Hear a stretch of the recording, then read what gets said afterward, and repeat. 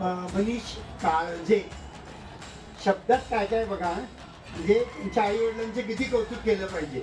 मनीष या शब्दात आहे, ज्यांना ज्यांना काय काय इच्छा होईल ते पूर्ण करण्याचं सामर्थ्य ज्या व्यक्तीमध्ये असतं ती व्यक्ती म्हणजे मनीष.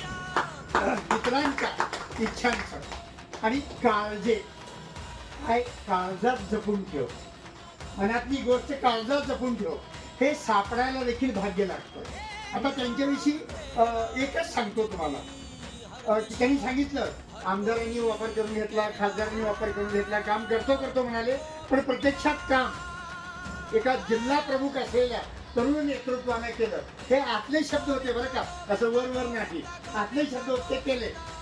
श्रीगुंड शिक्षण प्रसारक मंडळ संचालित हंसाटे विद्यालय हे गेल्या 20 वर्षापासून काम करत आहे.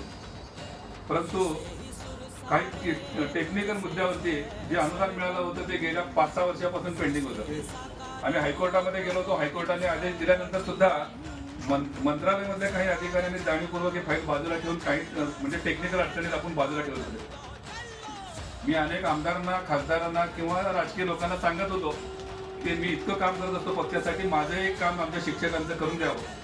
परंतु त्याच्याकडं फक्त होच आवाज येत होतं, परंतु मनापासून ते काम ज्या वेळेला मी मनीष भाईंना भेटलं की साहेब हे काम आहे आणि याच्यावरती मुख्यमंत्री साहेबांचा शेरा पाहिजे, ते म्हणाले की लगेच आणून देतो. बाकीच्या ठिकाणी लाखो रुपये मागत असताना यांनी काही रक्कम न घेता एक कार्यकर्ता म्हणून मला एक आवडलेला नेता म्हणून मनीष